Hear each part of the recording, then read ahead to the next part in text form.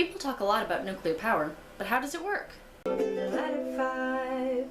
Well, most of it works just like any other power plant. Something causes a turbine to turn, which then powers a generator. Energy cannot be created or destroyed, so that energy has to come from somewhere. For nuclear power, that comes from the nucleus of an atom splitting into two smaller atoms. This releases energy as heat, which then boils water into steam, and then the steam is what turns the turbine.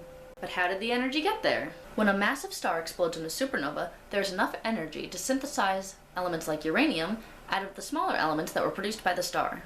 Though some use other materials, most nuclear power plants use uranium as their cores. Uranium will naturally split into two smaller atoms in a process called spontaneous fission. However, this happens at a very slow rate, so power plants do something called induced fission. They bombard the uranium core with neutrons. This causes the uranium atom to split into two smaller atoms, which releases energy, and then also releases 2 to 3 neutrons. These neutrons can then go on to trigger more fissions in a chain reaction. However, this process works better with certain types of uranium than with others. All uranium atoms have 92 protons, but different types of uranium atoms have different numbers of neutrons. These are called isotopes. The most common isotope is uranium-238, which makes up 99% of all naturally occurring uranium.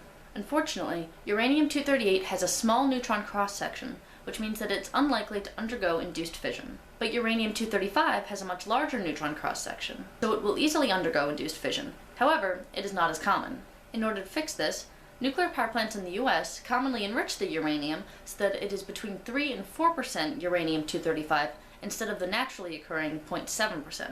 One common concern that people have about nuclear power is that it's dangerous. Though it is not possible for a nuclear power plant to explode in the same way that a nuclear weapon does, they can still be dangerous, as we've seen with Chernobyl, Fukushima, and 3 Mile Island. However, seeing as those are the only 3 major nuclear accidents in over 60 years of nuclear energy, that's not that bad.